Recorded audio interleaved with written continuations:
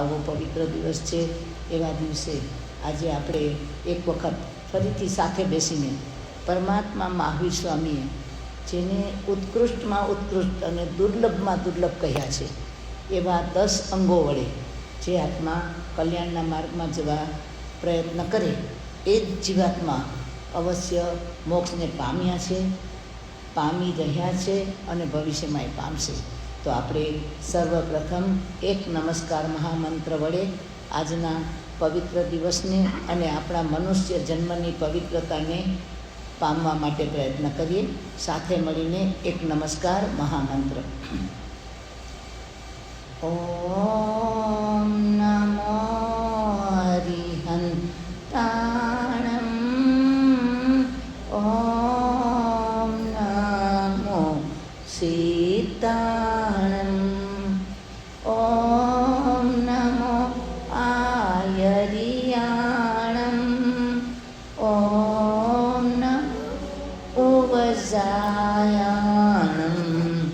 નમો લોય સૌ સાહુણમ, એસો પંચનમો કારો, સૌ પાવ પણાસણો, મંગલાણં ચ સર્વેસિં, પદમં હવૈ મંગલમ, પદમં હવૈ મંગલમ. સર્વમંગલમાં પ્રથમ મંગલ અને ઉત્કૃષ્ટમાં પણ સર્વોત્કૃષ્ટ એવો આ નમસ્કાર મહામંત્ર જ્ઞાની કહે છે કે મને ને તમને ચારે ગતિમાં ઉપલબ્ધ થઈ શકે. નમસ્કાર મહામંત્ર એવો મંત્ર છે કે જેની પ્રાપ્તિ મને ને તમને નર્ક ગતિમાં પણ સમ્યક દર્શન સાથે લઈને ગયેલો જીવાત્મા 5 પદને આધારભૂત માને છે. તિર્યંચ ગતિમાં પણ જો પૂર્વનું જાતિ સ્મરણ જ્ઞાન થાય તો એ પણ નમસ્કાર મહામંત્રનું સ્મરણ કરી શકે છે. અને દેવલોકના દેવતા તો અવશ્યપણે અવધિ જ્ઞાનમાં આ નમસ્કાર મહામંત્ર જાણી શકે છે. એટલે જાણવું, પામવું અને ક્યારેક ક્યારેક એનું રટણ વગેરે કરી લેવું એ તો બાકીની 3 ગતિમાં પણ સંભવે છે. પણ આ જ નમસ્કાર મહામંત્ર જેની અંદરમાં 5 પદ મૂક્યા છે કે 5 પદ આવે છે, એ 5 પદમાં સ્થાન પ્રાપ્ત કરવું હોય તો માત્ર એક મનુષ્ય ભવ જ છે. અને આવા મનુષ્ય ભવને પામેલો જીવાત્મા એ મનુષ્ય ભવને સાર્થક કઈ રીતે કરે એનું પરમાત્માએ આપણને માર્ગદર્શન કર્યું છે. તો હવે હું ને તમે નમસ્કાર મહામંત્ર માત્ર રટણ કરીને અટકી નથી જવું. રટણ કરવું એટલે આપણે બધા રિસાઇટ કરીએ ને તો વ્યવહારથી નવકાર મંત્ર પામ્યા કહેવાય. પણ આ રટણ કરતાં કરતાં પછી એટલું બધું રટણ થાય કે આપણા સ્મરણમાં પણ બેસી જાય. ક્યારેય પણ જીવનમાં આપણે નાના હતા આપણા વડીલોએ આપણને ગુરુ ભગવંતોએ કીધું હતું જિંદગીમાં કાંઈ પણ મૂંઝવણ થાય તો શું ગણવાનું? નવકાર મંત્ર. એટલે કે આપણને માનસિક રીતે જ્યારે પણ મૂંઝવણ આવે એટલે રટણની સાથે સ્મરણ પણ નવકાર મંત્રનું થાય. પણ નાની કે છે રટણમાં માત્ર બાળ ચેષ્ટા છે, જેમ બાળકોને રિસાઇટ કરાવીએ એમ. અને સ્મરણમાં આપણે અત્યાર સુધી તો કંઈ વિપત્તિ વખતે, આફત વખતે કે મૂંઝવણ વખતે એટલે જરૂરિયાત છે. પણ હવે મનુષ્ય ભવમાં હું ને તમે નમસ્કાર મહામંત્રનું આરાધન કરી શકીએ એવી ઉત્કૃષ્ટ તક મળી છે. તો નવકાર મંત્ર મળવો એ પૂર્વજન્મનું પુણ્ય છે. નવકાર મંત્રને સ્મરણમાં લાવવો એ વર્તમાનની જરૂરિયાત છે. પણ નવકાર મંત્રનું આરાધન કરવું એ માનવ ભવની સાર્થકતા છે. આરાધન કર શબ્દ આવે ને ત્યારે આરાધક શબ્દ યાદ રાખજો. આરાધક એટલે જેવા જે પરમાત્મા જેને પ્રાપ્ત કરી ચૂક્યા છે એવા જ બનવાના ભાવથી આપણે એમના શરણમાં જઈએ. તો આવો એક મનુષ્ય ભવ મને ને તમને અનંતકાળે મળે છે. અને આવા અનંતકાળે મળતા મનુષ્ય ભવની પરમાત્માએ અનેક રીતે મહત્તા બતાવી છે કે અનંતકાળે એક જ વખત મળે અને એમાં પણ એક પછી એક 10 પગથિયા. શ્રી ઉત્તરાધ્યનજી આગમ પરમાત્માની અંતિમ દેશના, જેમાં પરમાત્મા મહાવીર સ્વામીએ આખા કેવળ જ્ઞાન પ્રાપ્તિના વર્ષોના અંત સમય સુધીમાં જે બધું કહી દીધું હતું, જે બધું દર્શાવી દીધું હતું, એમાં પણ જે અતિ મહત્ત્વનું હતું, એમાં પણ જે આત્માને જ્યારે પિતા પોતાનું સંતાન બહારગામ જતું હોય અથવા તો કોઈ કાર્યસિદ્ધિ માટે જતું હોય તો લાસ્ટ મોમેન્ટે તમે છોકરાને કઈ સૂચના આપો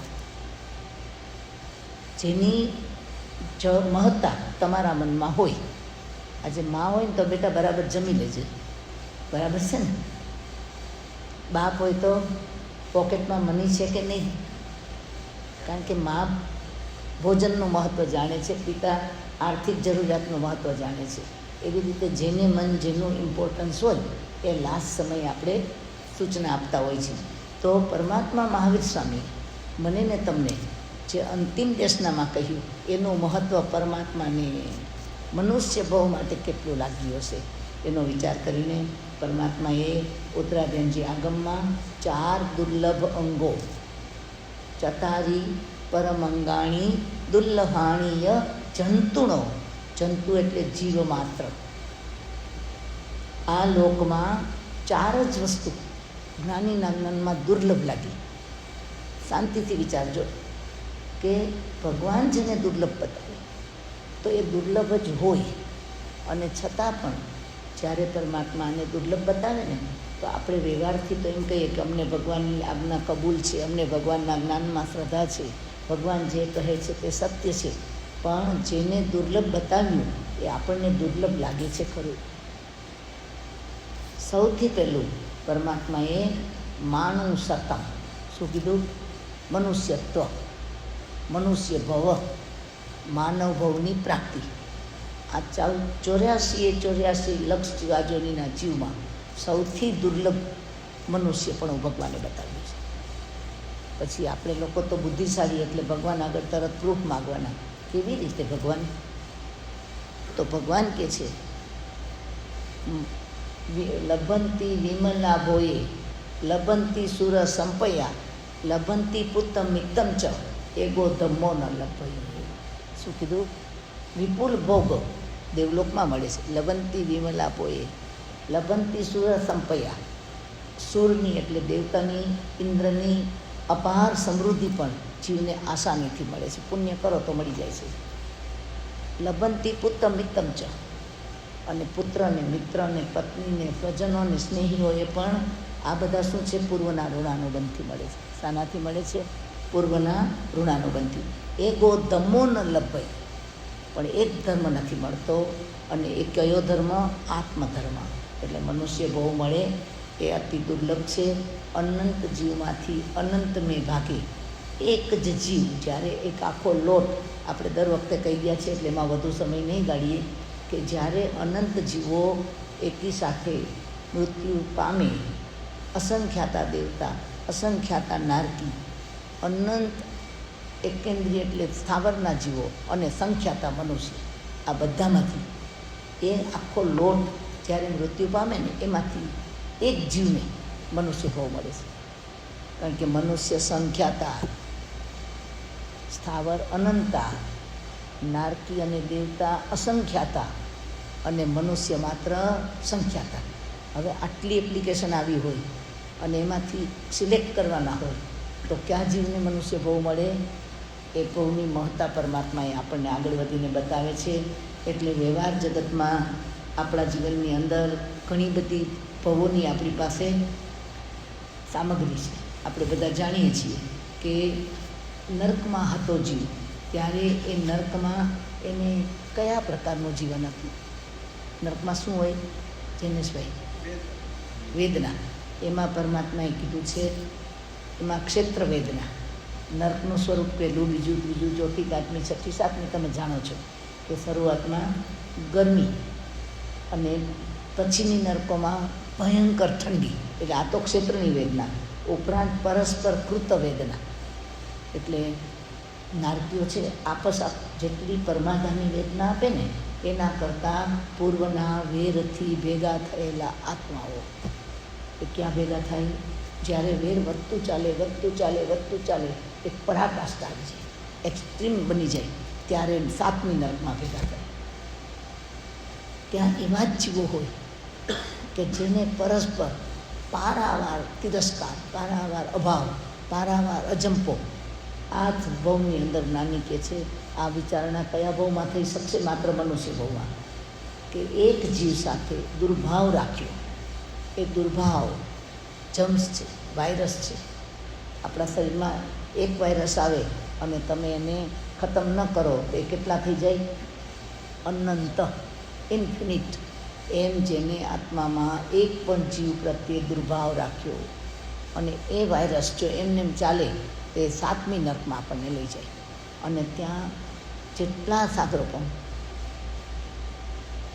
સાગરોપમના સાગરોપમનું આયુષ્ય હોય એમાં પરસ્પર એકબીજાને ભયંકર વેદના આપે. તમે ક્યારેક વર્ણન વાંચો, મૃગાપુત્રનો અધિકાર છે ને, એની અંદર મૃગાપુત્ર સ્વયં પોતાના મુખે એની માતાને કહે છે કે મેં નર્કમાં કેવા પ્રકારની વેદના. આ ઓથેન્ટિક છે. જુઓ, બધા કહે ને કે નર્ક તો આપણને ડરાવવા માટે. ના, નર્ક આપણને ડરાવવા માટે નથી કીધી. એની અંદરમાં બધા જીવોને જ્યારે પ્રતીતિ કરવી હોય તો મૂળ આગમમાં જજો કે ભગવાને સ્વમુખે મૃગાપુત્રના મુખે નર્કના વર્ણન કર્યા છે. એમાં આવા પ્રકારની વેદના આપી છે. એટલે એક તો ક્ષેત્ર વેદના, પરસ્પર એકબીજાની આપેલી વેદના, અને ત્રીજી પરમાગામીની વેદના. એટલે ત્યાં નારકીનો ભાવ આર્ત ધ્યાનમાં ચાલ્યો જાય. અને તિર્યંજમાં પણ એક તો પ્રકૃતિગત, અત્યારે આપણે બધા ગરમીમાં એસી ચાલુ કરીને બેઠા છીએ, હમણાં ઠંડી આવશે એટલે હીટિંગ કરશું, પણ આ બહારના જેટલા તિર્યંતના જીવ છે એને કશું મળવાનું નથી. એટલે એનો ભાવ પણ માત્ર ને માત્ર આટલી વેદના વેઠવા છતાં પણ અકામ નિર્જરા થાય છે. શું થાય છે? અકામ નિર્જરા, જેનો કાંઈ અર્થ નથી. અને પાછી પ્રકૃતિકૃત, એમાં પણ પ્રકૃતિ વડે પણ ઠંડી ગરમી એનાથી વેદના થાય. એક તો માણસ આપે વેદના, આપણે કાપીએ, છેદીએ, વેદીએ, અને પરસ્પર સાપ નોળિયાની સાથે લડે, બિલાડી ઉંદરને ખાઈ જાય એટલે અરસપરસ, આવી જાતની બધી વેદના છે. એવી રીતે દેવતામાં પણ વેદના છે. તમે માનો છો દેવતાની વેદના હોય? વિષાદ છે, ત્યાં ભયંકર વિષાદ છે. એકની પાસે બધું છે ને એકની પાસે કશું નથી. દેવતામાં ઇન્દ્રની પદવી છે, એના નોકર દેવો છે. તમને અહીંયા લાગે કે આપણી 65 વર્ષે ડ્યુટી પૂરી થઈ, રિટાયરમેન્ટ લીધું. દેવતા જે પોઝિશનમાં જન્મે એ પોઝિશન એના આયુષ્યના છેલ્લા સમય સુધી દે. તમે ગમે એટલી તમારી સેવા હોય, ગમે એટલી તમારી હેસિયત હોય, ગમે એટલી તમારી મહત્વાકાંક્ષા હોય, પણ તમને અપગ્રેડ થવા જ ન મળે. અને તમારો આગલા જન્મનો જે નોકરનો એ નોકર હોય, એ ઇન્દ્ર બનીને તમારી માથે બેઠો હોય અને આખો ભવ, તો એ વખતે દેવતાની માનસિકતા શું હોય? વેદના હોય કે ન હોય? એટલે જ્ઞાની કહે છે કે એની અંદરમાં વિષાદ બહુ છે. દેવતાઓમાં ભયંકર વિષાદ છે. વિષાદ એટલે નિરાશા અને વિરહ છે. દેવી દેવતાના આયુષ્ય પણ પૂરા થાય છે. અને ગાઢ મોહને કારણે જ્યારે એક પાત્રનું મૃત્યુ થાય એ વખતે એ માથા પટકીને રોવે છે. જો દેવતાના આંસુને જો જોવા મળે ને તો જ્ઞાની કહે છે અત્યારે પણ દેવતાને લિટરલી આંસુ નથી, ઔદારિક શરીર નથી એટલે આંસુ દેખાય નહીં. અને એની વેદના એવી છે કે આખો સ્વયંભૂ રમણ સમુદ્ર છલકાઈ જાય ને એટલા દેવતાઓ રડે છે, વિષાદથી ને દુઃખથી ને પીડાથી ને. અને વેર, પરસ્પરનો વેર. દેવલોકમાં જાઓ તમને દેખાઈ જાય કે પૂર્વમાં પાર્શ્વનાથ ભગવાને કમઠને જ્યારે નાગણી બળતા હતા અને પાર્શ્વનાથ ભગવાને એને બહાર કાઢ્યા ત્યારે કમઠ તપતપતો હતો. અને એમાં એની અવહેલના થઈ, નગરના જનોએ તિરસ્કાર કર્યો. એના કારણે એને અવધિ જ્ઞાનમાં દેખાણો કે હું કોણ છું ને ક્યાંથી આવ્યો. અરે હું તો તપસ્વી હતો, તાપસ હતો. અને પેલો પાર્શ્વ જેને મારી બદનામી કરી હતી અને ઉપયોગ મૂક્યો કે આ પાર્શ્વને હવે શું કરવું, હું દેવ છું તો શું કરું ભાઈ. કોઈને સીધા દોર કરવાનો વિકલ્પ નહીં લાવતા હો. સીધા દોર કરવાનું પુણ્ય મળશે, પણ જેણે બીજાને સીધા દોર કરવાની સ્થિતિ થઈ એની હાલત શું થઈ. એટલે કમઠ તત્કાલ એને ઉપયોગ મૂક્યો અને દેખાયા પાર્શ્વનાથ ભગવાન ધ્યાન અવસ્થામાં ઊભા છે. તો એને શું કર્યું? વેર લેવા દેવ થયો છે, સુખ નથી ભોગવવું, કોઈ પણ પ્રકારનું ઐશ્વર્ય નથી ભોગવવું, પણ વેરીને સીધો કરવા માટે ગયા. એટલે પારાવાર વેર છે. જુઓ, યાદ રાખજો કે જ્ઞાન આપણને નથી ને, એટલે સબકોન્શિયસમાં પડ્યું છે બધું વેર છે. પણ જો આપણને દેખાઈ જાય કે આણે જ મારું ખરાબ કર્યું હતું, તો આપણે શાંત રહેવાના. દેવલોકમાં શાંતિ નથી કહેવાની વાત એ છે. અને આવી જ રીતે મનુષ્યમાં પણ, મનુષ્ય થયા પછી પણ કેટલા લોકોને નિર્ધનતાનું દુઃખ છે. અમારી પાસે કશું નથી, અમારી પાસે કશું નથી. તો કેટલાકના જીવોની અંદર નિસહાયતા છે, અનેક પ્રકારની મજબૂરીઓ છે. અને કેટલા જીવોની પાસે નિરુપાયતા, એટલે કોઈ ઉપાય નથી મળતો. આવા ચારે ગતિના દુઃખોમાં, આ ચારે ગતિના દુઃખ દૂર કરવામાં માત્ર મનુષ્ય એક જ સમર્થ છે. બીજા કોઈ પોતાના દુઃખો નિવારી ન શકે. તો ભગવાને સૌથી પહેલું મનુષ્ય ભાવની મહત્તા બતાવી. એ 5 ઇન્દ્રિય પૂરી છે એટલે નહીં, પણ દરેક પ્રકારના દુઃખનો અંત કરવા માટે સર્વથી ઓછા મનુષ્ય છે. અને ત્યાર પછી પરમાત્મા બતાવે છે કે મનુષ્ય એક તો સર્વથી ઓછા છે, પણ એમાંથી પણ પાછા કેટલા મનુષ્ય ઉત્તમ કુળમાં આવ્યા. ઉત્તમ કુળની જરૂર ખરી કે નહીં? યાદ કરજો કે જેટલા જીવ ઉત્તમ કુળમાં આવ્યા ને, એના જીન્સમાં નાની ઉત્તમતા દેખી. આપણે ખાલી જૈનના ઘરમાં જન્મી ગયા એનું કારણ વાણિયાપણું કે આપણો વ્યવહાર નથી, પણ જ્યારે તમે અહિંસાને આત્મસાત કરી હોય, જીનની વાણીને ઊંટી હોય, અને એ જ વખતે તમારા હૃદયમાં ભાવ આવ્યો હોય કે ભગવાન, આ જગતના કોઈ જીવો સાથે વેર કરીને સંસાર વધારવો એ મારું કર્તવ્ય નથી. એ ભાવ ખૂંટાતો જાય, ખૂંટાતો જાય, ખૂંટાતો જાય, ત્યારે એક જીનેટિક બને. શું બને? જીનેટિક બને. તમે જોજો, જો અપેક્ષાએ અપવાદ ભલે મળે, પણ એક જૈનના બાળકને તમે કદાચ $100ની નોટ આપો ને, અને જીવાત નીકળી હોય એને કે આ બધાને તું કચડી નાખ, હું તને $100 આપીશ, લગભગ એ બાળક નહીં કરી શકે. એનું કારણ એક તો માતા પિતાનો ઉછેર પણ છે, પણ એના કરતાં વધારે એના જીન્સમાં દયા આવી હોય. મારે ને તમારે જૈન બનવું હોય તો એનો એક જ ઉપાય છે કે જીનેશ્વરની આજ્ઞાને આત્મસાત કરી અને ઘૂંટો. ભલે આપણે દયા ન કરે, કરુણા ન કરે. આજે તપસ્વીઓને જોઈને હૃદયમાં ભાવ આવ્યો કે ના આવ્યો કે આપણે પણ તપ કરી શકીએ. તો તપની દ્રવ્ય અને ભાવની ચર્ચા આપણે નથી કરવી. તપ એટલે ત્યાગ, અને ત્યાગ એટલે ઈચ્છાનો નિરોધ. એટલે તપના જેટલા પ્રકાર છે ને, એમાં એક જ ભગવાન તવેણ ઓદાણમ જણાય. શું થાય છે? તપથી જ વ્યવદાન થાય છે. એ તપ દ્રવ્ય તપની વાત નથી કરતી, પણ આવા જેમને અંદરમાં ભાવ આવ્યા છે એવું ઉત્તમ કુળ જ્યાં જન્મથી મળે, એટલે 80% કામ પતી ગયું. બીજાને આપણે આટલું સમજાવવું હોય ને, તો વિશ્વના ધર્મમાં નજર કરજો. કેટલા ધર્મ એવા છે કે જે લોકો એમ માને છે કે મનુષ્ય સિવાય બીજા પ્રાણીઓને સોલ નથી, લાઈફ છે. માને છે કે નહીં? ચિરાગ, જગતના લોકો સાથે ચર્ચા કરજો. બીજા બધા આપણે કોઈની અવહેલના નથી કરી, પણ અન્ય ધર્મોમાં વિશાળમાં વિશાળ ધર્મ છે. એટલે આત્માને માનવાની પણ જ્યાં તૈયારી નથી, તો દયા ન આવે. એટલે મનુષ્ય ભવ મળે, અને એમાં પણ ઉત્તમ કુળ મળે. એ ઉત્તમ કુળ જેને મળ્યું એવા જીવોને પણ મનુષ્ય ભવ મળે. અને એ પણ આર્ય ક્ષેત્ર હોય તો એમાં ઉત્તમ કુળ વધારે હોય. એટલે પહેલો મનુષ્ય ભવ, બીજું આર્ય ક્ષેત્ર, ત્રીજું ઉત્તમ કુળ. અહીંયા સુધી તો પહોંચ્યા. પણ હવે ઉત્તમ કુળ મળ્યા પછી પણ એમાં 5 ઇન્દ્રિય પૂરી બધા જીવને નથી મળતી. આપણે જન્મથી જ બહેરા હોત, ભગવાનની વાણી કાનમાં પડી હોત. જો શ્રુતિનો મહિમા આપણને કાન મળી ગયા છે ને એટલે નથી ખબર, પણ જ્ઞાની કહે છે શ્રવણે નાણે એવી નાણે, શ્રવણથી જ જ્ઞાન થાય છે. આ લખી લો બેન. પછી બીજા ભાવમાં સ્મૃતિમાં આવે, અવધિજ્ઞાનમાં આવે, ગમે એમાં આવે, પણ પહેલો શબ્દ જ્યારે મનુષ્ય ભાવ મળે અને એની અંદરમાં જીનવાણીનો પહેલો શબ્દ કાનમાં પડે, એ વખતે નાના વર્ણીય કર્મનો શું થાય છે? ક્ષયોપસમ થાય છે, અને એના વડે જ વિજ્ઞાન થાય છે. એટલે મનુષ્ય ભવ મળે, આર્ય ક્ષેત્ર મળે, ઉત્તમ કુળ મળે, અને એમાં પણ 5 ઇન્દ્રિયો પૂર્ણ મળે. આવી 5 ઇન્દ્રિયની દુર્લભતા જેને થઈ છે એવા જ્ઞાનીના માર્ગના જન્મેલા જીવોને માટે પરમાત્માએ દુર્લભ કીધો છે. એટલે ઉત્તમ કુળની વાત કરીને ભાઈ, એમાં એક વાત કહેવાની રહી ગઈ હતી. ઘણા એમ કહે છે કે ઉત્તમ કુળમાંય ઘણા સાવ હલકા કામ કરે છે ને નીચેના કુળમાંય ઘણાય સારા કામ કરે છે, તો અપવાદ કહેવાય. એ બધું શું કહેવાય? અપવાદ કહેવાય. પણ તમે શ્રીપાળ ને મૈણાની વાત જાણો છો ને? મૈણાને ત્રિપાલ રાજા જે કોઢી તરીકે પરણ્યા અને બંને ત્યાંથી નીકળી ગયા, એની માતા કે જેમને અતિ સંસ્કાર હોવાને કારણે એણે સ્વીકારી લીધું હતું કે મારી પુત્રીના નસીબમાં આ જ પતિ છે.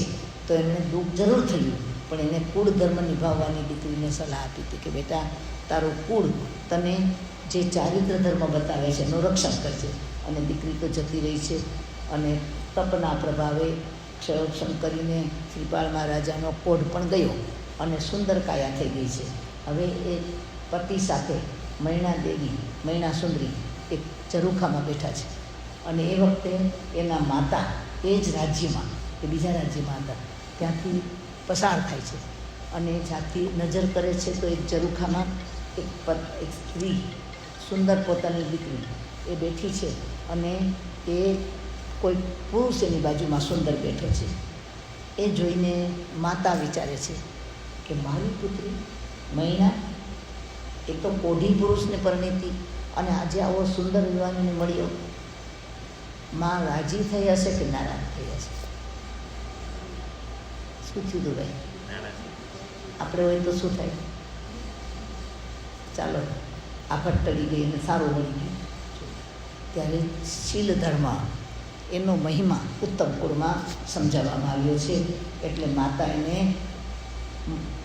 મહિનાની નજર પડીને એને માતાને બોલાવ્યા, માનભેર ઉપર લાવ્યા અને પછી વાત કરી કે માતા, તારી પુત્રીએ કુલ ધર્મ નિભાવ્યો છે. મેં કદી સ્વપ્નમાં પણ પરપુરુષનો વિકલ્પ કર્યો નથી, પણ યોગાનો યોગ ધર્મના પ્રભાવે આ શ્રીપાળ મહારાજાની કાયા નિરોગી થઈ છે.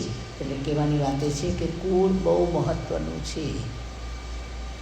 આજે આપણે સમાનતાની વાત કરવા જશું ને તો કંચન અને કથિ, ખોટા હીરા ને સાચા હીરા ક્યારેય પણ એક સરખું મૂલ્ય ન ધરાવે.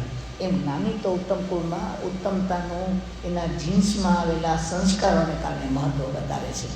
અને આટલું ઉત્તમ કુળ મળ્યા પછી પણ 5 ઇન્દ્રિય ન મળે. મૃગા લોઢિયાનો અધિકાર તમે સાંભળ્યો છે ને? ઉત્તરાધ્યનજી આગળ દુઃખ વિપાક આગમ, ઉત્તરાધ્યન અને સુખ વિપાક, દુઃખ વિપાક એટલે વિપાક સૂત્ર એ ભગવાનની અંતિમ દેશના છે. બધા ખાલી ઉત્તરાધ્યનનું નામ જાણે છે, પણ વિપાક સૂત્ર એ પણ પરમાત્માની અંતિમ દેશના છે. તમે અવશ્ય વાંચજો કે દુઃખ વિપાકમાં ભગવાને દુઃખના પરિણામ કેવા અને કયા કારણે દુઃખ આવ્યું, અને સુખ વિપાક એમાં કયા કારણે એક આત્માઓ સુખી થયા એના અધ્યયન છે. તો એમાં એક મૃગા લોઢિયાનો અધિકાર છે. મૃગાવતી માતા એમનો પુત્ર છે એટલે એનું નામ મૃગા લોઢિયો કીધું છે. એ એવો બાળક જન્મ્યો છે, કલ્પના કરજો કે જે માણસનો લોચો છે, જેને આંખની જગ્યાએ હોલ છે, છિદ્ર છે, કાનની જગ્યાએ પણ છિદ્ર છે, નાકની જગ્યાએ છિદ્ર છે, આકાર નથી, એક માણસનો લોચો છે.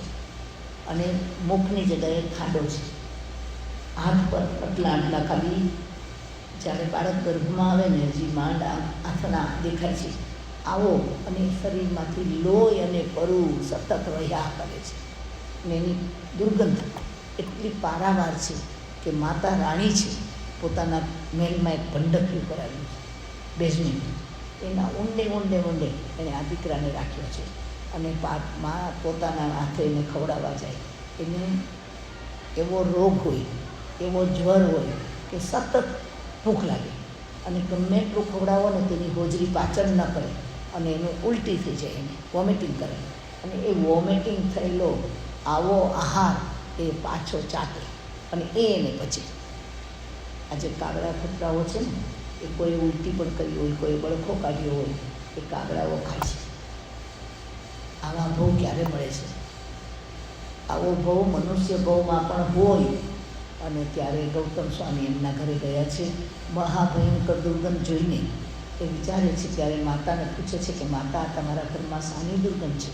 એટલે રાણી એને લઈ જાય છે અને મૃગાપુત્રને નિહાળ્યા પછી ભગવાન મહાવીર સ્વામી પાસે આવીને ગૌતમ સ્વામી પૂછે છે, ભગવાન આ કયા પાપનું ફળ છે. અને એનું વર્ણન વાંચો. વેદના ખરેખર નરકમાં જવાની જરૂર નથી, કશું ગોતવા જવાની જરૂર નથી. એક વખત જો તમે સુખ વિપાક અને દુઃખ વિપાક એને શ્રદ્ધાપૂર્વક વાંચો તો કેવા પ્રકારના પાપ કર્મોથી જીવાત્મા કેટલા પગથિયા ચૂકી જાય છે. એટલે પૂર્વના ભાવમાં એણે કેવા પાપ કર્યા હતા એનું વર્ણન છે. અને આપણે વાંચતા વાંચતા કાપી જશું. તો આવા વર્ણન વડે આપણને સાથ કહેવામાં આવે છે કે આવો જ આ મૃગાપુત્ર ત્યાંથી મરીને નર્કમાં જશે. એક નર્કમાં બે વખત જવાનું છે. અને વચ્ચેના ભાવ દિવ્યંજના કરશે. આ બધા ભાવો પૂરા કર્યા પછી પાછો જ્યારે મનુષ્યમાં આવે એ મનુષ્ય ભાવમાં જો મનુષ્ય ભાવ મળે, આર્યક્ષેત્ર મળે, ઉત્તમ કુળ મળે, પણ 5 ઇન્દ્રિય ન પૂરી મળે અને સાથે નિરોગી કાયા ન મળે તો મનુષ્ય ભાવની સાર્થકતા થઈ શકતી નથી. એટલે પુણ્યના પગથિયા પણ આત્માના કલ્યાણમાં એ આ લક્ષ્ય જરૂરી છે. શું છે? આ લક્ષ્ય જરૂરી છે. આજે નિરોગી કાયા, આમાંથી કોઈ એવી વ્યક્તિ છે કે જે એક ટેબ્લેટ ના ખાતું હોય? કદાચ અશોકભાઈ ટેબ્લેટ નહીં ખાતા હોય તો ઓલી સવારમાં ટ્યુબના જરૂર લે છે. બરાબર છે ને ભાઈ? કહેવાની વાત છે કે આ કાળ એવો છે કે આરોગ્યમય શરીર મળવું પણ દુર્લભ છે. અને આરોગ્યમય શરીર વડે ભોગ પોતો કરવા માટે નહીં, પણ ધન્ય છે નીચે બેઠેલા તપસ્વીઓ કે જેને આરોગ્યમય શરીર મળ્યું તો એ શું કરી લે છે? તપ કરી દે છે. એસિડિટી થાય, કોઈને વોમિટિંગ થાય, કોઈનું માથું ફાટે. આવા શરીર વડે આપણે તપને કદાચ આરાધવું હોય તો પણ મનુષ્ય ભાવમાં જે ઉત્કૃષ્ટમાં ઉત્કૃષ્ટ તપ થઈ શકે એવી ભૂમિકા છે. અને છતાં પણ આટલા પગથિયા ન મળ્યા હોય તો મનુષ્ય ભાવની સાર્થકતા પૂર્ણ રીતે આપણે કરી શકતા નથી. એટલે મનુષ્ય ભાવમાં 5 ઇન્દ્રિયની પૂર્ણતા અને નિરોગી શરીર, એના પછી આ 5 6 સુધી પહોંચ્યા ને આપણે 6 સ્ટેપ લીધા. મનુષ્ય ભાવ, આર્યક્ષેત્ર, ઉત્તમ કુળ, 5 ઇન્દ્રિયની પૂર્ણતા અને નિરોગી શરીર. બરાબર છે? હવે એના પછીના જે પગથિયા છે એ જ્ઞાની કે છે એ છે સદગુરુનો યોગ. શું છે? સદગુરુનો યોગ. એટલે પહેલાં પગથિયા છે ને એ પુણ્યના પ્રભાવે છે, પણ સદગુરુનો યોગ એમાં પુણ્ય પણ જોઈએ અને પસંદગી પણ જોઈએ. શું જોઈએ? પુણ્ય પણ જોઈએ ને પસંદગી પણ જોઈએ. આજે વર્તમાનમાં કેટલા ગુરુઓ છે, આપણને જેનો યોગ થાય એમાં આપણે શું કરવું પડે? સદગુરુ શોધવા પડે. ગુરુ કેવી રીતે શોધવા? ગુરુ કોને માનવા? શિલ્પા, કોને માનવા છે ગુરુ? એટલે જે નિર્ગ્રંથ હોય, જેને રાગ અને દ્વેષની ગાંઠ ન હોય, જે ન્યુટ્રલ હોય, એટલે વિતરાગ હોય, દ્રષ્ટિ રાગ પણ ન હોય કે હું આ કુળમાં જન્મી છું એટલે આ જ સાચું. પણ શું હોય? જેને રાગ દ્વેષ ન હોય, જેનામાં કોઈ પણ પ્રકારનો પક્ષપાત ન હોય. એટલે દેવ અરિહંત. અરિહંતમાં મહાવીરનું નામ નથી, પાર્શ્વનાથનું નામ નથી. કોઈ પણ જેણે કર્મરૂપી શત્રુને હણ્યા એ મારા ને તમારા ભગવાન હોય. કોને ભગવાન માનશું? જેનામાં રાગ દ્વેષ નથી સંપૂર્ણપણે. એવા સિદ્ધગતિમાં પ્રાપ્ત થયેલા એવા આત્માઓ જ્યારે સદેહે વિચરે તો અરિહંત રૂપે અને નહીં તો સિદ્ધ રૂપે.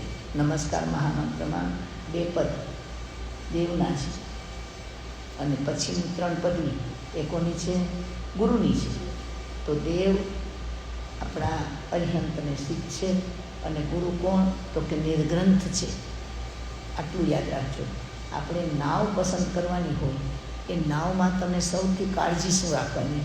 એ ડેકોરેટિવ છે કે નહીં, એ કયા અંદર ફેસિલિટી શું છે, એ બધું તો ઠીક છે, પણ એમાં કાણું ના હોવું જોઈએ. શું ના હોવું જોઈએ ભાઈ? તમે જેને ગુરુ માનવાને માનવાની છૂટ છે, પણ એમાં એકેય હોલ, એટલે મારીને તમારી દ્રષ્ટિનો હોલ નહીં હો.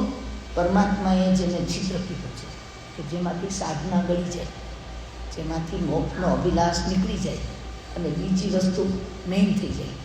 એટલે જ્યાં જ્યારે તમને ગુરુપદ લાગે ત્યારે પરમાત્માની આજ્ઞાનું મીટર લઈને જોઈ લેવાનું કે જેને માત્ર આત્માના કલ્યાણ સિવાય બીજી કોઈ વાત ન હોય.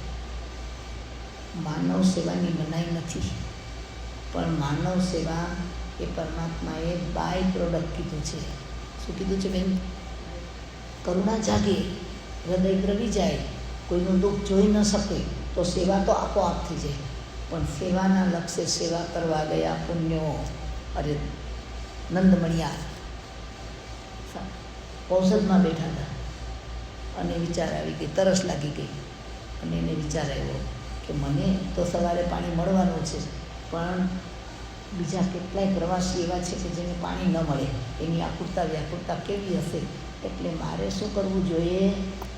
વાવ તળાવ કૂવા બંધાવવા જોઈએ. જુઓ, મહાવીરે વાવ તળાવ કૂવા બંધાવવાની ના નથી પાડી, પણ એ તમે જ્યારે ઔષધ વ્રતમાં બેઠા છો, 84 લક્ષ જીવાજોનીના જીવને અભયદાન દેવાની જે પ્રત્યાખ્યાન રૂપી એક પ્રક્રિયા તમે પાસ કરી છે, એમાં પછી શું કર્યું? એણે ધર્મ માન્યો. શું નીતિનભાઈ? તત્વ માન્યું નહીં, ક્રિયા માન્યું નહીં, એને શું માન્યું? આ મારું કર્તવ્ય છે. એટલે જ્ઞાની કહે છે એવી વખતે એના મનની અંદરમાં કરુણા બુદ્ધિમાં ક્ષતિ આવી. એને મનુષ્યની પીડા દેખાડી, પણ એ જે પાણી પીવાનો છે એ પાણીના જીવને પણ પીડા થાય કે ન થાય? ત્યારે ક્ષમતા અને કલ્યાણના માર્ગમાં 84 લક્ષ જીવાજોનીને અપવાદ વિના જે કરુણાને પાત્ર ગણી અને એની કરુણા સ્વયં કરે અને જગતને કરવાની પ્રેરણા આપે એવા નિર્ગ્રંથ ગુરુ, એવું જેને બિરુદ પ્રાપ્ત થયું છે એવા ગુરુ મળે, એવો જેને યોગ થાય, એ મનુષ્ય બહુની સાર્થકતા છે. શું છે બેન? અને પાછો દેવલોકના દેવો પણ તીર્થંકરના સંવત્સરણમાં તો જાય છે. એને તો તીર્થંકર જેવા ગુરુ ધારે ત્યારે મળે. આજે મારે તમારે તો સુથારામાં રાહ જોવાની વિચારણા કરવી પડે, પણ દેવલોકના દેવને તો જ્યાં પણ તીર્થંકર વિચારે ત્યાં જઈ શકે, પણ એ શું ન કરી શકે? એની આજ્ઞાનું પાલન ન કરી શકે. એટલે સદગુરુ જેને પ્રાપ્ત થાય એ દેવગતિમાં પણ જાય તો માત્ર એક વિરામ સ્થાન તરીકે જાય. આજે તમે પ્રવાસ કરતા હો અને તમને વચ્ચે ક્યાંય ફ્લાઇટ બદલવાની હોય તો તમે જે એરપોર્ટમાં છો, દાખલા તરીકે તમારી ફ્લાઇટ પેરિસમાં જાય, તો તમે પેરિસના એરપોર્ટમાં હો તો તમે એ વખતે ફ્લાઇટ 2-4 કલાક વધુ લેટ થાય કે 2 દિવસ વધુ લેટ થાય અને પેરિસમાં 4 દિવસ રહી લો, એવો ભાવ કરનારા હો કે તમને ક્યારે ફ્લાઇટ મળે ને ક્યારે તમારા ડેસ્ટિનેશન ઉપર પહોંચો. બે જાતના જીવ હોય કે અનાયાસે પેરિસમાં એરલાઇનની જ ભૂલથી મને 2 દિવસ હોટલ મળી ગઈ છે તો ચાલ શું કરી લઉં, એન્જોય કરી લઉં. એનું ડેસ્ટિનેશન નક્કી નથી મનમાં, એને ઉતાવળ નથી ત્યાં પહોંચવાની, એવો જ જીવ વિચારે. પણ જેને ડેસ્ટિનેશન નક્કી છે, ગુરુના દર્શન કરવા છે કે માતા પિતાને મળવું છે કે કોઈ સ્વજનને બીમારી છે કે કશુંક છે ને નીકળ્યા હોય, તો પછી 4 દિવસનો સ્ટે તમને પેરિસમાં ગમે કે ફ્લાઇટ જલ્દી મળે ગમે. એવું જ દેવતાનો છે. દેવતા 2 પ્રકારના છે. એક દેવતા આવી રીતે અટવાઈ ગયા છે, સર્વાસિદ્ધના દેવતા, કે જેને સાગરોપમના પેલેશિયલ પ્રિઝન મળી ગઈ છે. એ દેવતાઓ ત્યાં સુખ અનુભવતા નથી. એ દેવને ક્યારેય લાગતું નથી ઓહો મારું તો શ્રેષ્ઠમાં શ્રેષ્ઠ દેવનું છે, એને તો ક્યારે મારું આયુષ્ય પૂરું થાય અને ક્યારે મને પાછો મનુષ્ય ભાવ મળે. અને મનુષ્ય ભાવ વળે જુઓ એમને પાછો એકડો ઘૂંટવો પડે. શું કરવું પડે શૈલેષભાઈ? પાછું દીક્ષા લેવાની, પાછી સાધના કરવાની, પાછા તપજપ કરવાના, 8 કર્મોની લડાઈ કરવાની, આ બધું અને આ તો મનુષ્ય ભાવમાં હતા અને એક એવા લેવલે આવ્યા હતા કે એક છલાંગ મારી હોત તો શું થઈ જાત? કેવળ જ્ઞાન કેવળ દર્શન પ્રાપ્ત થતા. એટલે જેને સદગુરુનો યોગ મળે અને સપ્તશાસ્ત્રનું જે શ્રવણ કરે એવા જીવાત્માઓને આ ભાન થાય છે. એના કારણે એ ક્યાંય હવે ડાયવર્ઝનમાં રોકાતા નથી. એને ડેવલપ ડાયવર્ઝન લાગે છે કે ચાલો મેઇન માર્ગ ઉપર પાછું આવવું છે. એટલે મનુષ્યનો ભાવ મળે, આર્ય ક્ષેત્ર મળે, ઉત્તમ કુળ મળે, એ બધું આપણે જોઈ ગયા. પણ એમાં સદગુરુનો યોગ મળે અને સદગુરુનો યોગ મળ્યા પછી પણ એનાથી વધુ હવે ક્ષયોક્ષમ ભાવ આવશે. આ મનુષ્યનો ભાવ મળ્યો ને સદગુરુ મળ્યા ને એ પણ એક પુણ્યનો યોગ છે. પણ હવે સર્તશાસ્ત્રનું શ્રવણ, એમાં પુણ્ય જોઈએ કે પુરુષાર્થ જોઈએ? પુણ્ય તો સદગુરુના યોગ સુધી લઈ જાય, પણ પછી પુરુષાર્થ જોઈએ. આટલા જીવો છીએ આપણે બેન. આજે હું સદગુરુ છું એનું કહેવા નથી માગતું, પણ સતશાસ્ત્ર તો આપણે બોલીએ છીએ ને અત્યારે, તેનું શ્રવણ કરવાનો પુરુષાર્થ કેટલા જીવો. હમણાં દાંડિયા રાસ લેવાના હોય તો બેન, પ્રોસેશનમાં નીકળવાનું હોય તો જીવાત્માને ઉમંગ આવે છે, પણ સતશાસ્ત્ર શ્રવણ કરવા માટે જીવે ગજબનો પુરુષાર્થ કરવો હોય છે. અને ભગવાનને પૂછ્યું, સજાયણમ બનતે જીવે કેમ જણાવીએ, એ પરમાત્મા સ્વાધ્યાય કરવાથી જીવને શું લાભ થાય? ત્યારે પરમાત્મા એકદમ મહાનિજ્જરે ભવઈ, અતિશયોક્તિ નથી કરતી, એકાંગી વાત નથી કરતી, પણ સત્સંગ અને સ્વાધ્યાયમાં શ્રવણ કર્યા પછી શ્રદ્ધાપૂર્વકના સ્વાધ્યાયમાં અનંતા કર્મની એકાંતે નિર્જરા થાય છે.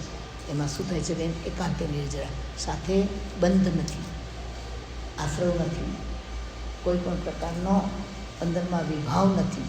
એટલે જ્ઞાનીના માર્ગમાં 10 પ્રકારના તપમાં સૌથી વધુમાં વધુ કર્મ નિર્જરા કરાવનારો તપ સ્વાધ્યાય બતાવ્યું છે. તો હવે યાદ રાખજો, મનુષ્ય બહુ મળ્યો અને આ બધા પગથિયા મળ્યા છે. સતશાસ્ત્ર ગુરુ ભગવંતો વડે જીનની વાણી જ છે, એટલે સાક્ષાત જીનની વાણી આપણે સાંભળી રહ્યા છીએ. એક વખત નક્કી તો કરો કે મનુષ્ય બહુ પામ્યા પછી ઓછામાં ઓછા દ્વાદશાંગી 11 ને 12 પાંચ છે ને બેન, આખી દુનિયામાં બધું અવેલેબલ હોય ને આપણે ન કર્યું હોય. અહીંયા ગયા હતા ને ત્યાં તો આ મળતું હતું, પણ અમને ખબર નહોતી. ભૌતિક જગતમાં આપણે પસ્તાવો કરીએ કે પેરિસમાં ગયા હતા ને એફિલ ટાવર જોયા વિના આવ્યા.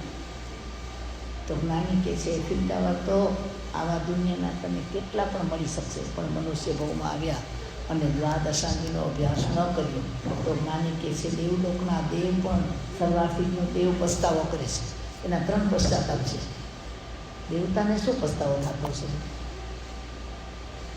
પહેલો પસ્તાવો કરે છે, ભગવાન મને મનુષ્યનો ભવ મળ્યો પણ મેં દ્વાદશાંગીનો અભ્યાસ ન કર્યો. જો મેં સતશાસ્ત્રનો અભ્યાસ કર્યો હોત તો ત્યાં ને ત્યાં મેં શ્રેણી પણ માંડી હોત. મતિ શ્રુત જ્ઞાન, એનો અક્ષયોપસમ વધે. શાસ્ત્ર ભણવાથી શું થાય બેન? મતિ શ્રુત જ્ઞાનાવરણીય કર્મનો અક્ષયોપસમ થાય. એના કારણે તમારા વિષય કસાયો મંદ થાય, અને વિષય કસાયની મંદતામાં પુરુષાર્થ પ્રબળ થાય, અને એમાં જો દ્રષ્ટિ ખુલી જાય, દ્રષ્ટિ સંપન્ન બની જાય તો ત્યાં ને ત્યાં 7મા ગુણસ્થાને કે અપ્રમતમાં આવ્યા અને ત્યાંથી સીધા 13ને પહોંચી જાય. બીજો કોઈ માર્ગ નથી. તો આવો દેવતા પશ્ચાતાપ, બીજો પશ્ચાતાપ કરે છે કે ભગવાન અમે સંયમ તો લીધો પણ મોડો લીધો. કેવી રીતે? સર્વાસિદ્ધના દેવતાને જો 7 લવ એટલે 7 મોમેન્ટ એટલું આયુષ્ય વધારે હોત ને મનુષ્ય ભવમાં, તો બાકીના બધા કર્મ ખપી ગયા. મનુષ્ય ભવની કિંમત છે આપણને 7 લવનું આયુષ્ય ઘટ્યું, એટલો જ પુરુષાર્થ ઓછો પડ્યો. એને 33 સાગરોપણની પેલેશિયલ પ્રિઝન મળી ગઈ. હજી મારે તમારે ઉતાવળ નથી. આપણને શું નથી? મોક્ષે તો જવું છે પણ ઉતાવળ નથી. એટલે દ્વાદશાંગીનો અભ્યાસ ન કર્યો અને મોડો સંયમ પાડ્યો. આટલો સંયમ મોડો લીધો. એટલે આ રીતે મુખ્યતા એની અંદરમાં આ જ છે કે આવા પશ્ચાતાપ દેવતા કરે છે. તો આપણે તો ક્યારે આ પશ્ચાતાપ થશે? જ્યારે આયુષ્ય પૂરું થવાની નજીક આવશું એ વખતે કશું આવડતું નહીં હોય. આજે તમે યાદ કરો, ગોખવું જોઈએ કે ના ગોખવું જોઈએ, કશું બાય હાર્ટ કરવું જોઈએ કે ના કરવું જોઈએ. જેમ ઉંમર થશે, કાન સાંભળતા નહીં હોય, આંખે દેખાતું નહીં હોય, આપણે કશું કોઈ આપણી પાસે બેસીને આપણને કરાવનારું નહીં હોય, એ વખતે મનમાં શું ચાલશે? કાંઈક એવું યાદ રાખો, કાંઈક એવું સ્મરણમાં રાખો, કાંઈક એવું ગોખી રાખો કે એકલા પડો ત્યારે શું થાય? અંદરથી રટણ થાય, જાગૃત થાય. અને વળી અભ્યાસ કરવાથી ભવાંતરમાં આ જીનવાણીના શબ્દો ક્યાંય પણ કાનમાં પડે તો જાતિસ્મર જ્ઞાન પણ થઈ જાય. ભગવાન મહાવીર સ્વામીના દર્શન કરવા માટે મગધ રાજા શ્રેણિક જ્યારે જઈ રહ્યા છે, રસ્તામાં ભગવાનનો જય જયકાર, જય જય નંદા, જય જય નંદા આવા શબ્દ કાનમાં પડે ને, ઓલો દેડકો જે મનમણિયાર હતો, સંઘની પંચેન્દ્રિય તુલ્ય છે, મનવાળું પ્રાણી છે. અચાનક એકાગ્ર થઈ ગઈ મનની સ્થિતિ, અને એને વિચારે આવું તમે ક્યાંક સાંભળ્યું છે, આવું તમે ક્યાંક સાંભળ્યું છે. જો સંસ્કાર પડે છે, જે પણ સાંભળશું એ આપણા સબકોન્શિયસમાં પ્રિન્ટ થઈ જાય છે. નાના હશો ને, મૂવી જોવા ગયા હો અને એના ગીતો સાંભળ્યા હોય, પછી 2-3 દિવસ સુધી મનમાં ગીતો ચાલ્યા કરતા. હવે તો ખબર નથી કે ગીતો કેવા છે એ, પણ એવા કેટલા બધા સોંગ હતા કે જે માણસના મનમાં ઘૂંટાયા કરતા. એવી જ રીતે તમે ભક્તિ કરીને આવ્યા હો, સુંદર મજાની ભક્તિની ધૂન લાગી હોય કે તન મન ધન પ્રભુના ચરણોમાં, તમે 10 વાર ગાઈ જોજો. અને પછી તમે જાઓ, તમે એકલા કાર ચલાવતા હશો ને, તમારા મનમાં એ શબ્દો ઘૂમતા હશે. અને એટલા ઊંડા ઉતારીએ કે સબકોન્શિયસમાં બેસી જાય. અને જ્યારે નિમિત્ત આવે એટલે શું થાય, આમ તો હું બધું ભૂલી ગઈ હતી, પણ પાછું આવું બન્યું ને એટલે બધું યાદ આવ્યું. આપણે પુરાણી વાતોમાં જેટલી નેગેટિવ વાત છે ને એ બધી ઉભરાઈ જાય છે, કારણ કે ઉતારી દીધી સંદર. તો ભગવાનના શબ્દો થોડાક અંતરમાં ઉતારશું મનમણિયાને, ત્યારે જાતિ સ્મરણમાં નથી. અને શ્રાવક તરીકે જેટલું શીખ્યા હતા ને એ બધું યાદ આવી જાય. દેવલોકના દેવતા એટલું જ જાણે કે જેટલું એણે મનુષ્ય ભાવમાં જાણ્યું.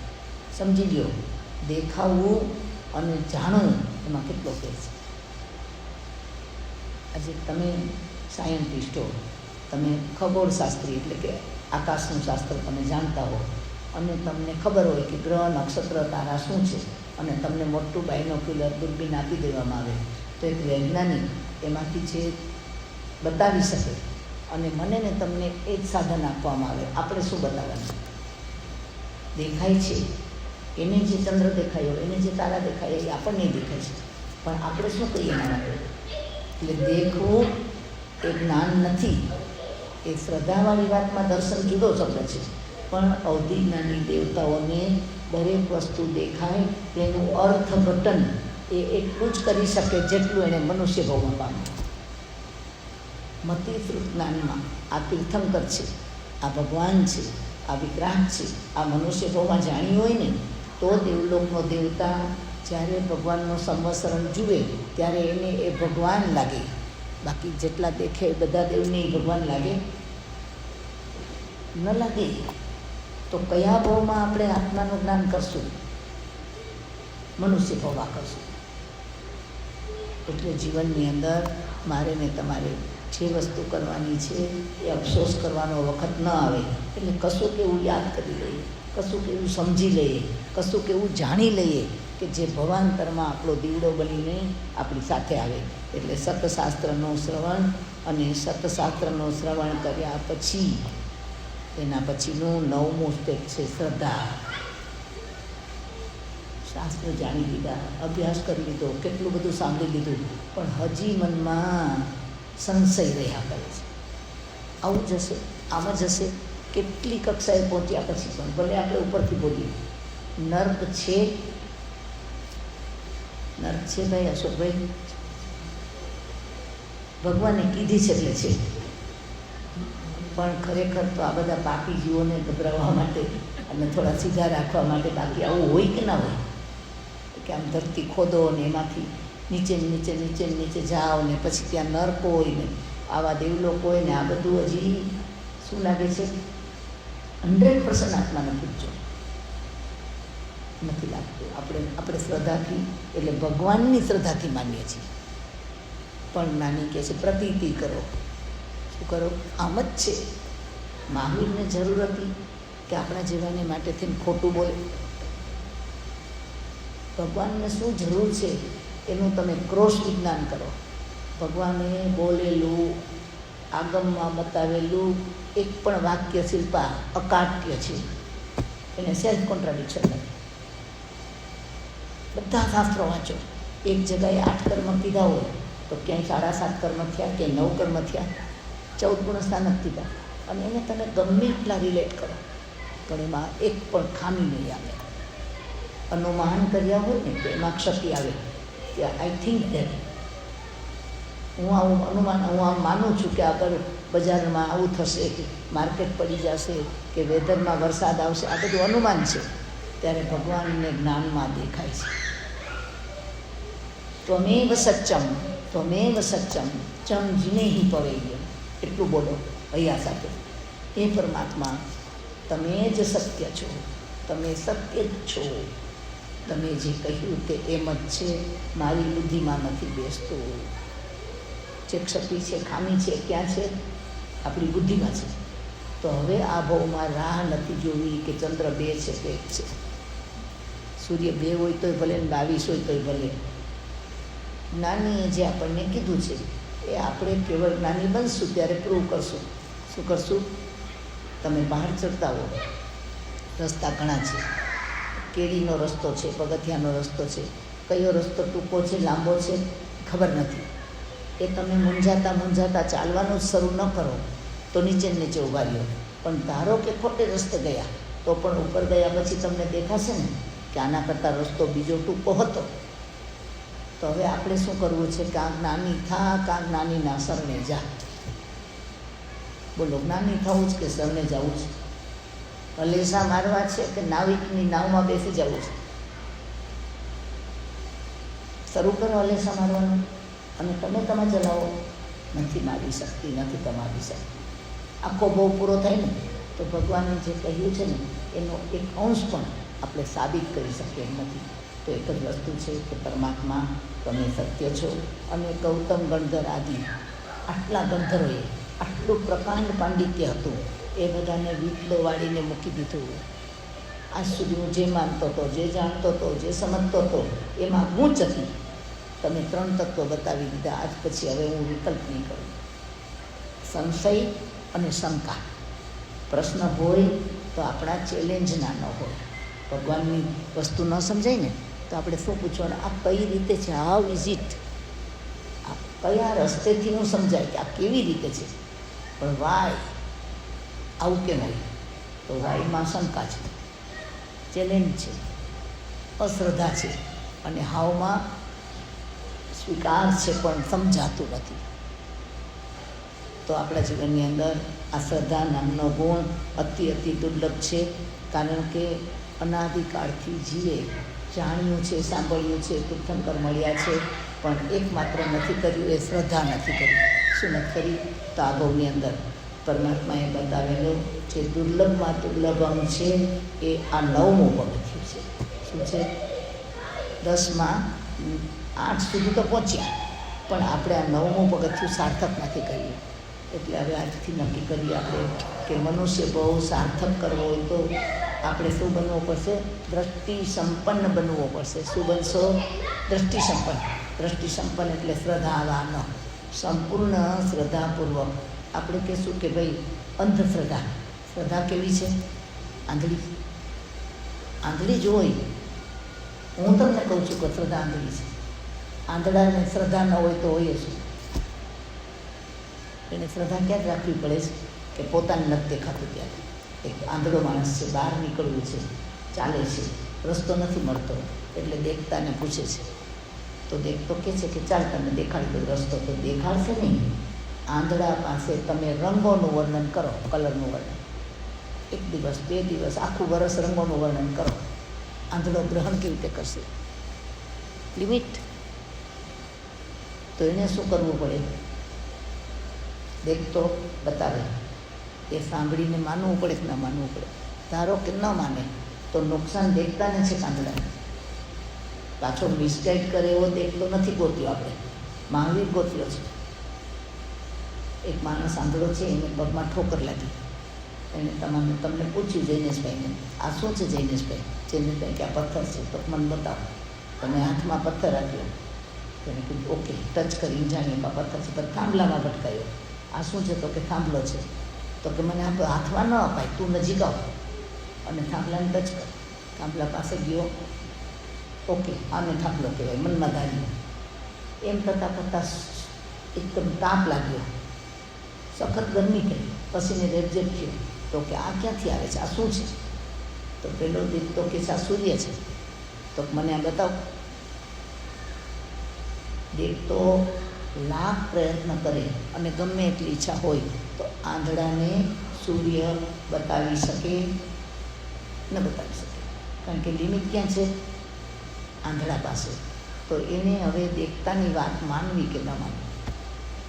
ધારો કે ન માનવી, તો એને લાભ થયો કે નુકસાન થયું? એટલે જ્યાં સુધી આપણે દ્રષ્ટિ સંપન્ન ન બનીએ ત્યાં સુધી જે દ્રષ્ટિ સંપન્ન છે એની વાત માનવી. એ નિર્દોષ અનરનું કથન માનો તે જેને અનુભવ્યું. જ્ઞાનીની વાણી અનુભવની વાણી છે. તો આ ભાવની અંદર આપણે દરેક વખતે કીધું છે કે આપણે બધાએ શ્રદ્ધા આખા સંસારની કરી છે. કરી છે કે નહીં બેન? પરણ્યા તમે બધા પતિ પત્નીની શ્રદ્ધા કરી હતી કે નહીં? ઘર બહાર લીધા, આ ઘરની મોર્ગેજ ભરશો એની શ્રદ્ધા કરી હતી કે નહીં? ગાડી લીધી, ગાડી ચાલશે, એક્સિડન્ટ થાય કે ન થાય, પણ તમારી ગાડી એક્સિડન્ટ નહીં કરે. નાની કે છે સંસારનું એક પણ ક્ષેત્ર એવું નથી કે જેમાં આપણે શ્રદ્ધા ના કરી હોય. પાયલોટનું લાઇસન્સ જોયું હતું પ્લેનમાં, આવા આંધળું ત્યાં કરે? જોવું જ જોઈએ ને કે એની આગળ લાઇસન્સ તો ના, એ તો કંપનીએ આપ્યું હોય તો જ લાઇસન્સ, એની આગળ ડિગ્રી હોય, બધું હોય તો આપે. તો આપણે ગુરુ ભગવંતોને એમને લાઇસન્સ આપી દીધા છે. એકવાર સંસાર છોડીને તો બતાવો, એક આપણા પર્સમાંથી એક નાની વસ્તુ ક્યાંક પડી રહી હશે ને બેન, તો પણ 2 વાર પાછા આવશું, અડધે રસ્તેથી પાછા આવશું. કશું છૂટતું નથી. એને શું કહેશે? આ તો દ્રવ્યથી છોડ્યું છે, ચાલો શરૂ કરો, દ્રવ્યથી છોડવાનું શરૂ કરો, અને છોડ્યા પછી એને ભૂલવાનું શરૂ કરો. 10 વર્ષ પછી કહે કે ઓલું હજી મારી ડૂટી ખોવાઈ ગઈ હતી, હજી મને નજરે કરે છે. કહીએ જ ના કહીએ બેન કે વ્યવહારથી ગઈ પણ અંદરમાં બેસી ગઈ છે. તો જેને આ બધું તજ્જું છે એવા ગુરુને માટે માપદંડ ફૂટપટ્ટી લઈને જતા નહીં. ગુરુને માપવા નથી, માનવા છે. ભગવાનને માપવા નથી, માનવા છે. શાસ્ત્રને માપવાય છે ને માનવાય છે. તો માપવા માંડો, પણ માપવાની તૈયારી નથી તો શું કરવું પડશે? માનવા પડશે. એટલે અજાણ પાસે ગયા છો કોઈ વાર? વાળ કપાવો છો, બધું કરાવો છો. એક અજાણ જેના હાથમાં અસ્ત ધારદાર હથિયાર છે, અને તમને એમ કે નીચું જુઓ, તો તમે ઊંચું જુઓ કે નીચું જુઓ? વાણંદમાં શ્રદ્ધા છે, અજામમાં શ્રદ્ધા છે કે આ ડોકું નહીં કાપે, વાળ જ કાપશે.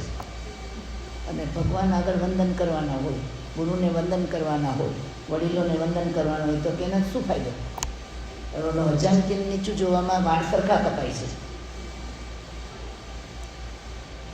બુદ્ધિને સુવડાવવી પડશે. બુદ્ધિમાં ન જીવાય, બુદ્ધિને કામે લગાવે, જીવાય શ્રદ્ધામાં. હું અંધશ્રદ્ધાની વાત કરશો ને તો તમને કહીશ કે અંધળાને શ્રદ્ધા ન હોય તો બીજું હોય જ. એમાં આપણે પણ એક પવ આપી દો. મહાવિદ્ય ક્ષેત્રમાંથી દેશ નિકાલ થઈને આવ્યા છીએ. જ્યારે ગુના વારંવાર કરીએ ને પછી તડીપાર કરીએ. પહેલાં શબ્દ હતો તડીપાર, ડિપોર્ટ કરી નાખે. રાજ્ય શું કરે ને ડિપોર્ટ કરે. તો આપણે અહીંયા શું કામ છીએ? 5 માળામાં મહાવિદ્ય ક્ષેત્રમાં એકના એક ગુના અસંખ્ય વાર કર્યા, એટલે કર્મ સતાએ ડિપોર્ટ કર્યા છે. હવે આમાંથી પણ ડિપોર્ટ થવું હોય તો છઠ્ઠારામ જન્મવું પડશે. છઠ્ઠારામાંથી એકમાત્ર ગતિ મળે. ત્યાંથી નીકળેલો એક પણ જીવ મનુષ્યમાં ન જાય કે દેવલોકમાં ન જાય. છઠ્ઠારામાં જન્મ થયા પછી નર્ક અને વિજ્ઞાન સિવાય બીજી કોઈ ગતિ ન મળે એવી ભૂમિકા છે. શું છે? એવી ભૂમિકા છે. શરીર એવું, મન એવું, ક્ષેત્ર એવું, કાળ એવો, અને ભાવ પણ એવા થાય. તો કોણ લઈ જાય છઠ્ઠી નર્કમાં? જીનના માર્ગની અશ્રદ્ધા. કોઈ પરમાધામી બનાવે નહીં, પરમાધામી એપોઇન્ટ કરે નહીં. અહીંયા તો બધી ગવર્મેન્ટની વ્યવસ્થા છે, રાજાની વ્યવસ્થા છે કે આને ઇન્સ્પેક્ટર બનાવો ને આને સુપ્રિન્ટેન્ડન્ટ બનાવો ને. પરમાધામી જાતે બને છે. જ્યારે નર્કમાંથી બાજુના ભવનપતિના દેવો ફરતા હોય અને અચાનક એ ઉપરના ક્ષેત્રમાં ફરે તો નીચેથી એને ચિત્કાર સંભળાય, વેદના સંભળાય, અને એના કારણે એને ક્યુરિયોસિટી થાય, જિજ્ઞાસા થાય કે આ ક્યાંથી અવાજ આવે છે. તો નીચે અવધિ જ્ઞાન મૂકીને જુએ તો પાપી જીવો બધા સબળતા હોય, એટલે મનમાં આપણે બધા પણ જજ બની જાય. આ તો એ જ લાગના છે, એને બધાને તો સજા કરવી જોઈએ. ભગવાન આગળ આપણે માફી માગી કહીએ ને કે ભગવાન મારા ગુનાની મને માફી આપો, અને જગત ગુનો કરે તો એને સજા આપવાની વાતો કરી. જો કોન્ટ્રોવર્સી જુઓ, જગત માટે આપણે ન્યાયાધીશ અને આપણા માટે આપણે દીન બનીને હાથ જોડી ભગવાન મારા ગુનાની સજા માફ કરજો. નાની કહે છે કર્મ સત્તાને ન્યાય કરવા દો, તમે તો ક્ષમા કરનારા બનો. કાયદો હાથમાં લેવાની જરૂર નથી. આ બધા વાયરસને મારી નાખવાની વિચારણા કરવાની જરૂર નથી. વેરને મારી નાખી, કોવિડને દૂર કરવો છે, બધા વાયરસને ખતમ કરી શકશું. આ બધા ખતમ થઈ ગયા કોવિડના, તો કોવિડનો દીકરો બેઠો છે તૈયાર આવવા માટે. બેઠો છે કે નહીં? તો ક્યાં આ નિરોગી કેમ થવાય? સર્વ પાણી પાણ ભૂય જીવ સતાના મનોકંપયાય, સર્વ પ્રાણી ભૂત જીવ સત્વની અનુકંપા કર, કરુણા કર, પ્રેરણા કર, એની રક્ષા કર. વેર ન હોય તો આપણું કોઈ નુકસાન કરી શકે? તો મહાવીરે મને તમને આ વાતની સજા કરવાની કીધી છે. એટલે આવા જીવો જેને એવું માન્યું હોય ને કે જગતમાં બધાને સીધા કરી દેવા જોઈએ, એ પરમાધામી બનીને ત્યાં આખી જિંદગી ભવનપતિના ભવનોમાં રહેવાને બદલે આખો બહુ નારકીને વેદના આપવામાં પૂરો કરે. આવું થવું છે આપણે? તો જ્ઞાની કહે છે જગતની ચિંતા છોડ, વેદ ના જોઈએ, કોઈ ભવમાં વેદ ના જોઈએ. આ વાત કોણ સમજાવશે તમને? મને માત્ર મહાવીર સમજાવે, તીર્થંકર સમજાવે, કેવડી સમજાવે કે જેને વેદના જોઈ છે, જગતની વેદનાનું કારણ જોયું છે, રોગને જાણ્યો ને રોગનું મૂળ પણ જાણ્યું ને રોગનું નિવારણ પણ જાણ્યું છે. આવા વૈદ મળ્યા છે, આવા ગુરુ મળ્યા છે, આવા ભગવાન મળ્યા છે. તો આ 9મો પગથિયું શ્રદ્ધાનું છે. એટલે આ ભાવમાં નક્કી કરજો કે જ્ઞાની થવું છે કે જ્ઞાનીના શરણે જવું છે. બેમાંથી એક તો કરવું જ પડશે. અને છેલ્લું શું કીધું છે? સંયમમાં વીર્યનું ફોરવવું, સંયમમીય વીર્યમ. આ બધું જાણી લીધા પછી આપણે પગલું ઉપાડવું પડશે. અબૂઠ્યોમી આરાહણાઈ. આ ભાવમાં એકવાર બોલો, હે ભગવાન તારા માર્ગનું આરાધન કરવા માટે તત્પર થાવ છો. બોલે નહીં બનતે, મહાવીરના માર્ગમાં વેલ્યુ નથી રાખતું. કરે નહીં બનતે, આપણે બોલે નહીં બનતેવાળા છીએ. સામાયિક કરવી જોઈએ, અચ્છા પ્રતિક્રમણ કરવું જોઈએ. કેટલા દિવસ? 8 દિવસ રોજ. નોકરીએ જવું જોઈએ, કામ સવારે, જેને બિઝનેસ હોય, જેને જોબ હોય, જે હોય એમાં ડિસિપ્લિન રાખો જ કે નથી રાખતા? જેટલા વાગે જવાનું હોય એટલા વાગે પહોંચો જ કે નથી પહોંચતા? તો પ્રતિક્રમણના ટાઈમમાં આટલી બાંધછોડ શું કામ માગો છો? બધાના ટાઈમ સાચવો, પણ ખાલી આત્માના કામ માટે આપણી પાસે બાંધછોડ જ જોઈએ છે, એમાં છૂટછાટ જોઈએ છે. ડિસિપ્લિન, જિંદગીને ડિસિપ્લિન કરવી પડશે. પાપનું પ્રાયશ્ચિત કર્યા વિના, આલોચના નિંદા ગરહા કર્યા વિના કેરી ફોરવર્ડ થાય છે. શરીરમાં એક વાયરસ આવી ગયો, એક રોગ આવી ગયો તો આપણું ડાયગ્નોસ થઈ ગયું કે આના શરીરમાં આ ક્રોનિક આ રોગ, પછી એને કેટલા દિવસ જવા દો અંદર? એમ કહો કે આવતે મહિને કરાવીશ. Right now. નાની કે છે પાપની આલોચના રાઈટ નાવ. એની ઉપર જેટલા સમય જાય ને એટલું ઊંડું ઉતરતું જાય, અને સમય પૂરો થઈ ગયો તો નિકાચિત પણ બની જાય. પાછા બધા પૂછે નિકાચિત કરેલા કર્મ ભોગવવા જ પડે? પણ નિકાચિત થવા શું કામ દે છે?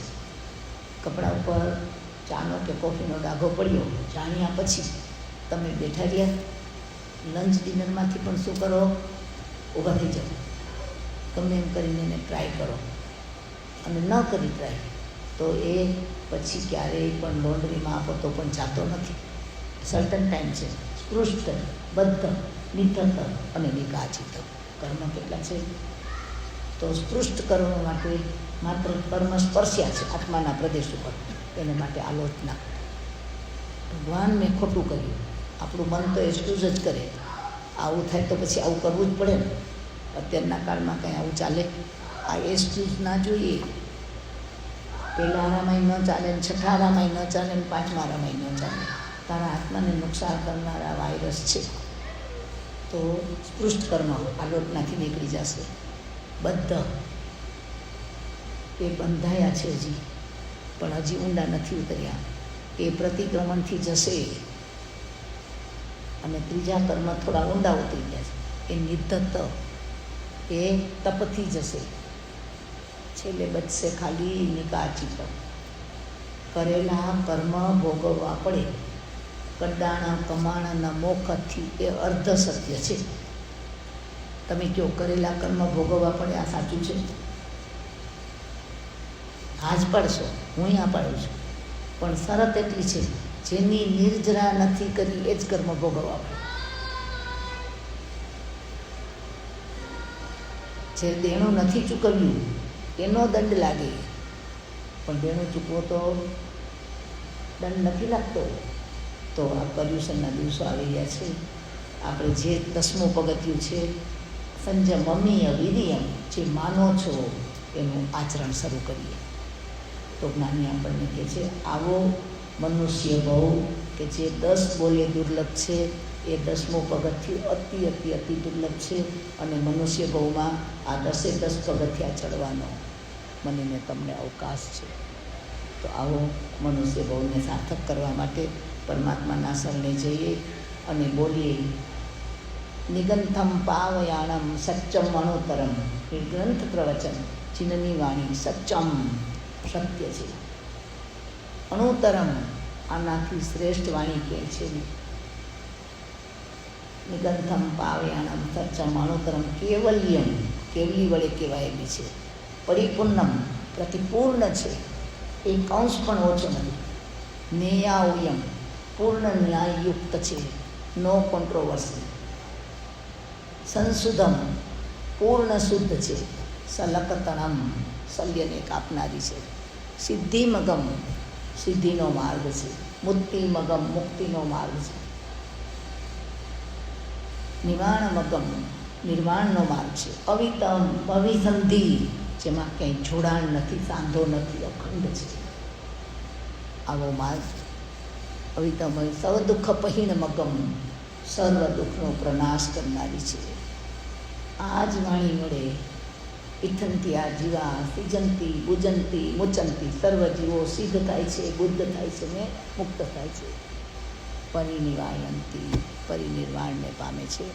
આ મનુષ્ય ભાવમાં આટલું કરીને જો આપણે અહીંથી વિદાય થશું તો આપણો મોક્ષ પણ અવશ્ય થશે. આવી જીવવાણીને સમજતા કે સમજાવતા ઓછું અધિક વિપરીત કંઈ કહેવાયું હોય તો અનંત સિદ્ધ કેવલી ભગવંત ગુરુદેવો આત્માની સાક્ષીએ, આપ સૌની સાક્ષીએ તસ્સમિચ્છામિ દુક્કડમ. સર્વ મંગલ કરી.